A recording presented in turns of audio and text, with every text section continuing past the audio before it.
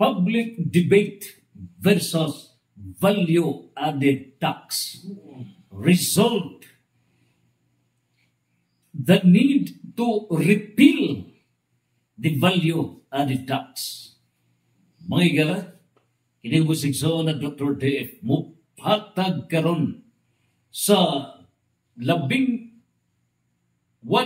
dunay na 15 ka mga reasons, 15 reasons, ngano nga gikinahanglan na it's now the proper time to repeal this Republic Act 7716, the expanded value-added tax law as amended by Republic Act 11976, ease of paying business taxes affecting meaning value-added tax.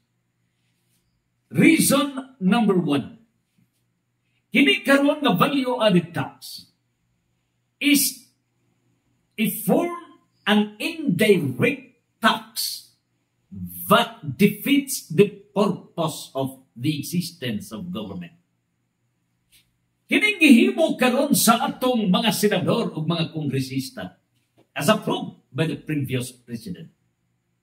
Nga maghimo ni ining value-added tax, nga ang tumong ini gitawag kining indirect tax, kay ang samtang ang mobayad ni ini karon nga sale of goods, services, or imported products, tanan nga mga goods and services do na nay value-added tax. So walay makaipsot sa matag Pilipino. Naniining putuha karon, ang maong buhis ipasa na nato nga mga konsumidor. In other words, kanang 12% nga value-added tax sa matang goods, makaon nato, sapot nato, ballpen, etc. Tanan everyday nga mapalit nato. Konsumo sa kuryente, wifi, tanan, everything, travel, etc. Goods and services, value-added tax. Ang mosafer niini ang katabuhang Pilipino. Nagkaroon, 12%. Na ito nang gikwinta. Gikwinta na nato nga minimum sa matag Pilipino nga magasto niya food. Food lang. Lambot na ng sapot, lambot ng uban. Minimum ra. Apil na ng iyahang electricity, apil ang wifi. Minimum ra na 200. But in reality, per person, mugasto gikag more or less 500 pesos per day. So sa minimum lang daan nga 200, mubayad na matag Pilipino og 24 pesos na value-added tax. Unya, ato nang napamatunan nga in 1 year, minimum nga mabayad sa matag Pilipino 8,760 pesos. Nining putuha na pamatunan nato nga in 1 year naagud untay makolek nga 1.024 trillion pesos nga value-added tax. But yet, ang nakolekta as of 2024 was only 643.85 billion pesos. Nawa ang minimum na almost 400 billion pesos. In reality, kung realistic, honest to goodness, ang pagkulik ni ini supposedly unta trillions of pesos. But the issue now, ngano ba nga ilang gisaka man? Ngano ba nga gi-impose man nila value-added tax ngadto sa mga Pilipino? Their purpose is mao nga to raise revenues para mabuhi ang gobyerno. That is a bulok jamo nga solution. That is a wrong solution. It defeats the purpose of the existence of government. Ang paghatag, pagdakdak sa mga konsumidor niya ng value-added tax, pagdugang sa buwis, nga gidakdakan dili negosyante, kundi mga konsumidor, mga Pilipino, defeats the purpose of the existence of government. Ngano ba? The very purpose of the existence of government is to enrich the people. Ngano nga dunay gobyerno, ang role sa gobyerno is to enrich the people. Datua ang katawhan. That is your obligation, Mr. Government. Niining puntuha, baliktad ang gihimo sa mga pahoy nga mga elective officials of the government. Instead, the purpose of the government is to enrich the people. Baliktad. What they did is to enrich the government at the expense of the poor Filipino people. Gibali. Your role, Mr. Government, is to enrich the people. Himuang adunahan ang katawhan. Pero ang gibaliktad ninyo, wala ninyo himuang adunahan ang katawhan. You have not enriched the people, but you murdered the economic flight, the economic status of the Filipino people by imposing the crucifix inyong gi-impose, gipapasan sa cross ni anang maong value-added tax ang mga konsumidor. 170 million people. Nang karon ang pangutana, is it pursuant to the very purpose of the existence government? No. You reverse, gibalitad ninyo. You have not done the role of enriching the people. Naon sa badi ay ang proper. The proper way is enrich the people. Atong himuong dato ang mga katawan. And one way sa unsang paagi, enrich the people by employing them all productively. In other words, ang pamaagi nga madato ang katawhan, himua sila nga well-employed. Well-employed. Nang pila madiay ang data sa unemployed sa nasod nga Pilipinas. Pila man usab ang data sa kining underemployed sa nasod nga Pilipinas. Miabot na kana niini karon nga 9 million Filipinos na anatay data niya na ang unemployed nato 2.59 million. Ang underemployed, nakatrabaho man pero di gini kapalit utot prasapit kay ilabihan kagamay sa sweldo.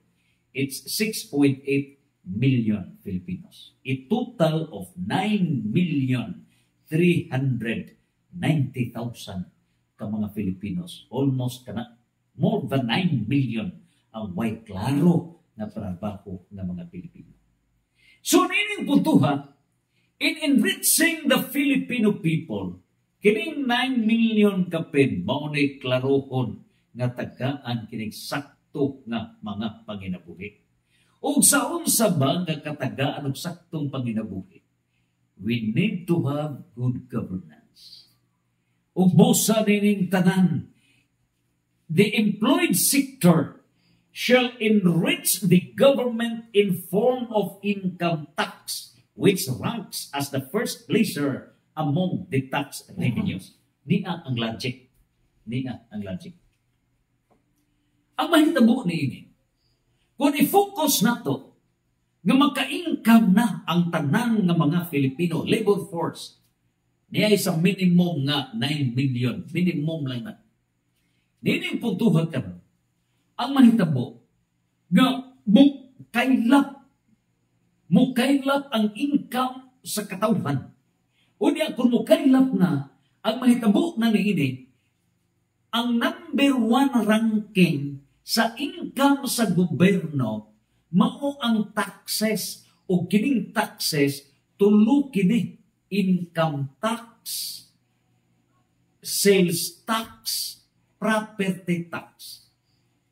Sa niini karon nga gitawag og revenue taxes, ang top notcher yun nga maugyoy pundasyon sa income sa nasod ng Pilipinas, mao ang income tax.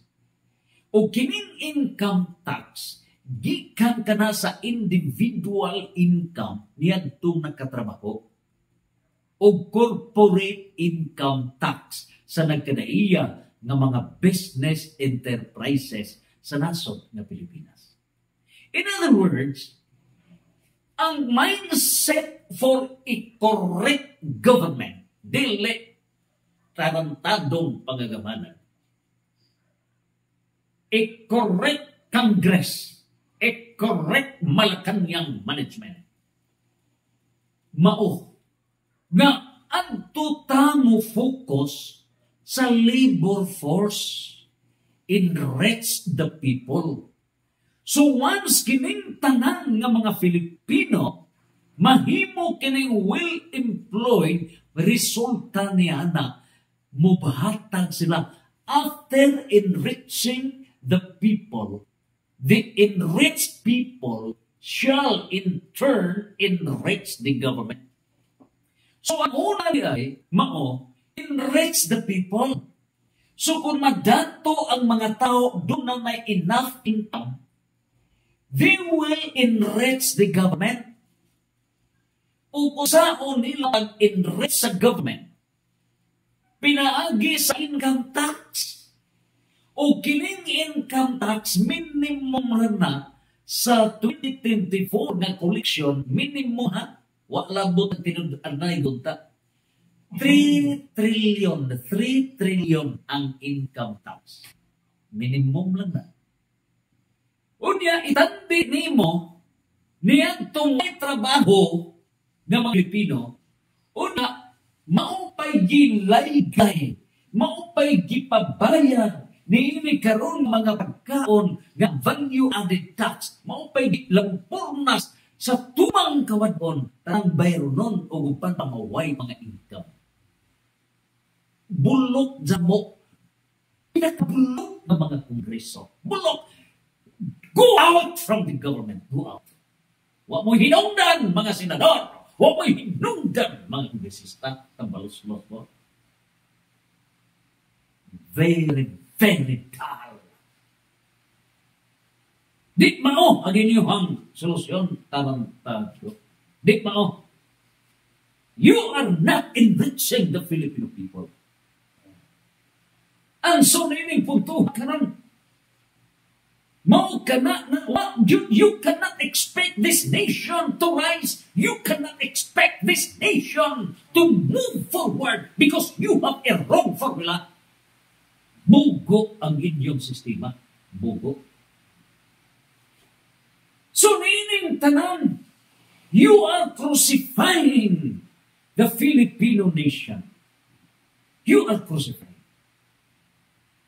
And this value-added tax or expanded value-added tax, IVA, is a fruit of poisoned congressional mindset against the general welfare of the Philippine people.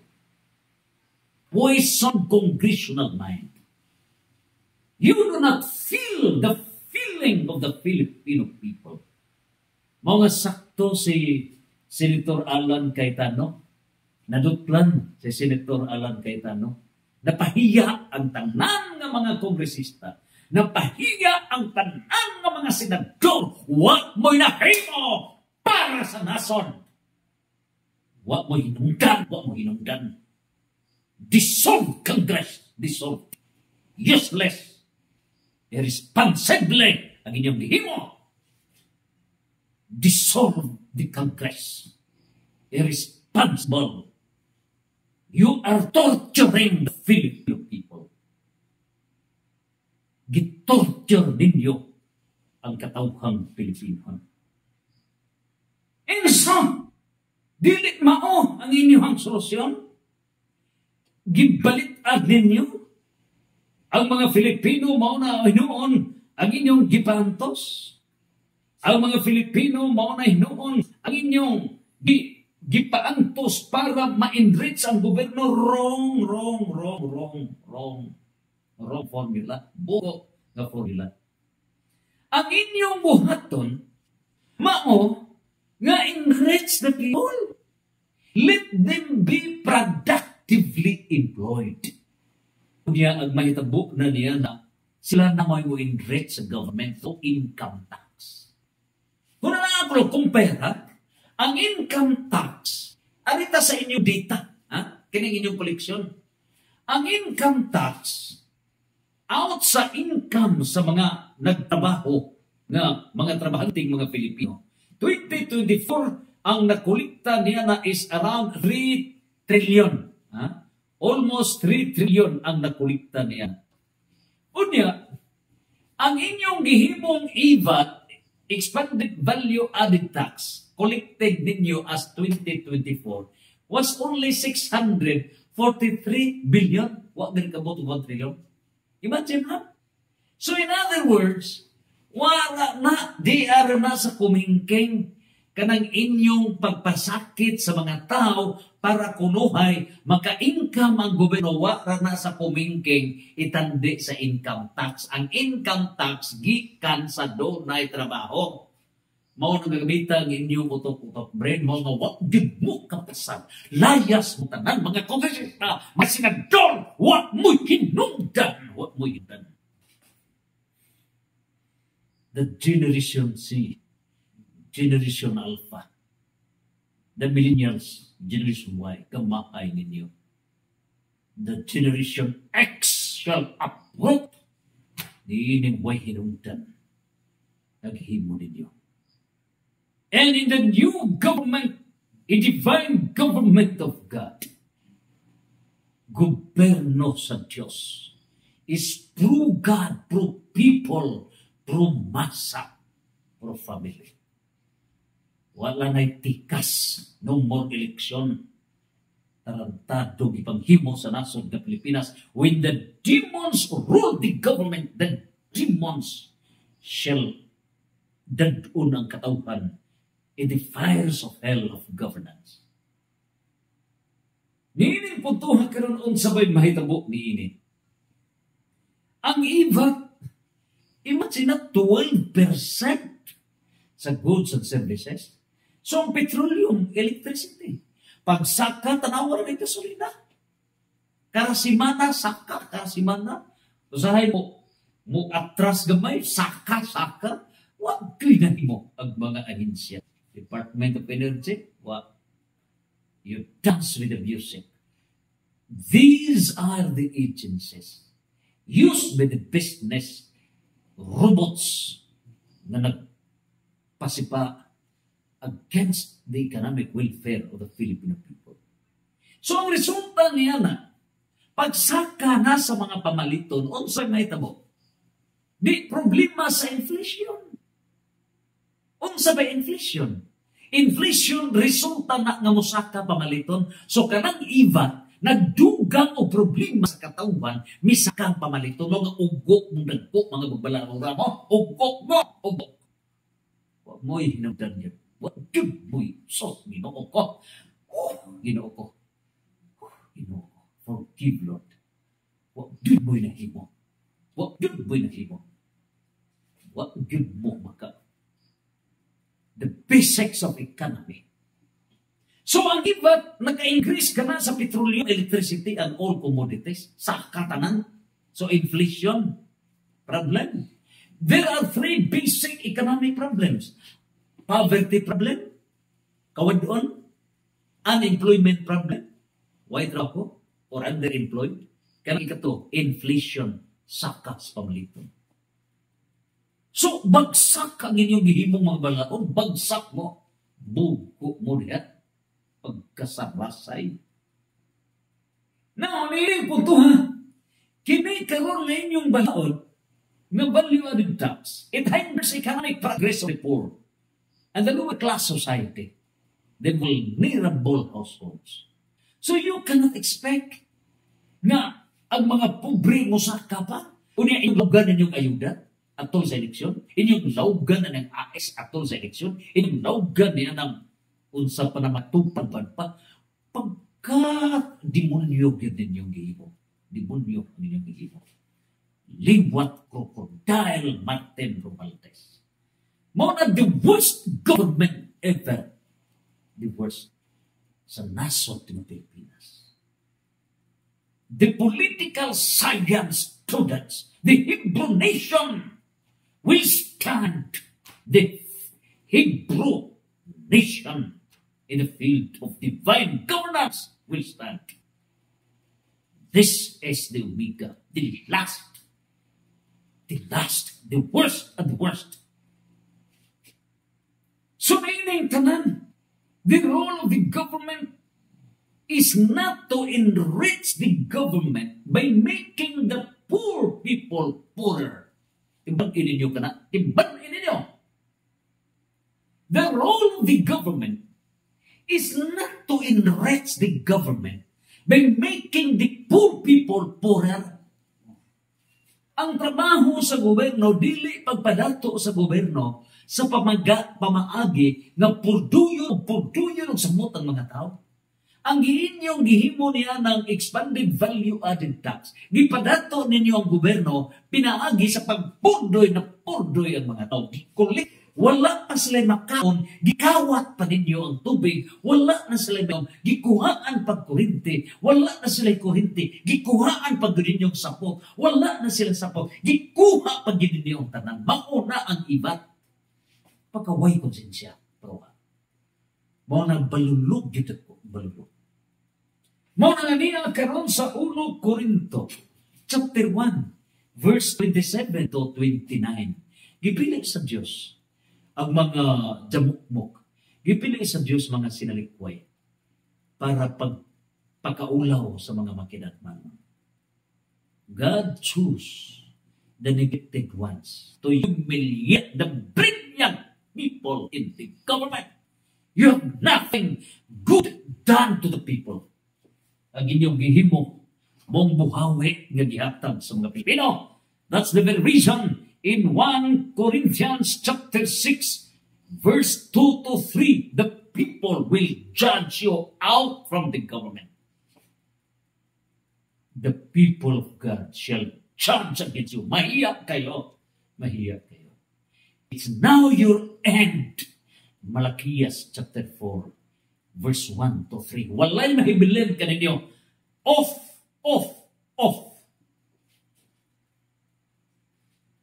And so, hinining tanan, kini ang pagbanagan. So, the vision now is this. In enriching the Filipino people, the vision convert this nation from a consuming country to a producing nation. Again, convert this consuming country into a producing nation. So, unsa ba'y gipasabot sa producing nation? Dili na tababoy. Ang gi-mindset ni ini karong responsable nga naglingkod sa gobyerno nga way buok nga mga kongresista ug mga senador way di mao ang inyong mga balaod kagimo. Nining punto ha, ang himuon mao, the vision is make this country a producing country. Sa unsa pa paagi nga mahimo ni producing country, dili na consuming, gihimot ang baboy, pasawan, wa tay income, wa tay production. Nganong mahal man ang bugas? Nganong mahal man bugas? Nga naaman tay hectares, thousands, hundreds of thousands of hectares uncultivated. Ngano ba? Bugo mo. Ang inyong gi-budget sa agriculture, sos, ginoo ko. 1/4 rasa, grabe. Wa gyud mamao ang inyong budget pa sa inyong ginoo ko. Why? Because you have no heart. You do not touch the hearts of the people of the Philippines. Wa mo makakuha sa kasing-kasing sa mga Pilipino. Ngano, wa mo makasuroy sa kabukiran. You have not witnessed the real life sufferings of the Filipino people. Muduol ra mo sa barangay at tulos pili ay kimuhatag niya ng laog na inyong ibayad tarantado mong nagkok. You are always fooling the Filipino people. You have to step down. No one among you will be deaf. According to Malachias chapter 4, verse 1 to 3. Walay mahibilin kaninyo. Ugbosa, unsa may mahitabo. When there is a producing nation, ang mahitabo ni ini, doon na 5 sectors, 5 pillars of economy. So diha sa 5 pillars of economy, the primary sector, the primary economy, mao kining gitawag og mao na kining mga mo-produce sa mga products. So ang production sa mga products mao na kini ang agriculture, mining, etc. So unsa ba ang mga raw materials? Example, dito sa Surigao area, del Sur, del Norte, diya sa Mindanao area. Ang raw materials nato, gipangakot mga yuta, gipangakot gida sa China o ubang mga nasod sa kalibutan. Raw materials. Ang nato nga mga daghanta nga mga raw materials dire from gikan sa farms, gikan sa farmlands, etc. Pero gida sa ubang mga nasod. So gihubuan ta. Wa tay utok-utok brain tungod sa gobyerno, wa utok-utok brain. Wa di malas ang management. Wa magkadimao kaya. Wa magkadimao. Ginoo ko, pagkaluoy sa itong kagamanan. Pagkaluoy. Analis-adis ng pagpadagat. And so, ikaduha na sektor sa ekonomiya is manufacturing. That is the secondary sector of economy. So, ang raw materials, i-manufacture na into another kind of product. So, ang nahitabo, ang kayutaan sa Mindanao, gidana sa gawas. Na ay mining diha sa Garcia Hernandez, Bohol. Gidana sa Japan. So, mga finished products niya ng secondary sector, tuwa sa gawas, wala sa Pilipinas. So, wala tayo secondary sector, manufacturing, wala. Dili, wak na mapil sa mindset sa economy. Naman, balasubas ang atong management. Wak tayo, tikakog ta sa ekonomiya, bubok ta sa ekonomiya, bubok ta. Ang naka-bright sa mga Pilipino, insa ang pagpadato, busa. Muna nakapadato. Bright, unsa ang paghakot sa bahandik sa nason, busdik ang tiyan. Muna ang nakapag-bright sa mga politiko sa nason ng Pilipinas. So, kaning ikatulo, muna ang service sector. Ang service sector ng mga United States of America top man sa economy because they top the service sector. Nga ng Singapore, may top man ang Singapore. Nga ng Singapore, in fact, ikaunom ra ka na, pilo-pilo ang gidaton sa Bohol. And yet it top because of the service sector. Pilipinas, service sector. Ang birth si Kihik. Wait, klaro. So, bugo ta sa atong system sa economy. Bugo, guba. We have the brilliant Filipino human resources. Grabe, excellent, but mismanaged. Mo na yung resulta. Unya, ikaw pat. Mo na ka na ang knowledge economy. So, kining knowledge economy, mo na kini ang atong artificial intelligence. Diya nagtakaroon sa digital age. Ugupan pa. Knowledge economy. O kanang ikalima, mo na kanang research and development. Highly scholastic na kini. Galactic power. Galactic power. So, gikan sa tertiary economic sector, quaternary economic sector, quinary economic sector. pulos ni service. What na imalit sa itong gobyerno. So, 1, 2, 3, 4, 5, bagsak ang 5 ka sektor sa ekonomiya sa Pilipinas. Bagsak nga, mismanaged, at tuladaan, loophole daan sa Congress. Tikapot sinego, sos ginawa ko. Hilom na mo na hilom. Uwaw yun yung taon. Pagka-uwaw sa inyong ipaghimo sa nasod ng Pilipinas. Malacanang utrosan. Sumangunit tanan, i-debate nga scratch, repeal, kini karon nga expanded value added tax. Repeal kini. Papasa kini.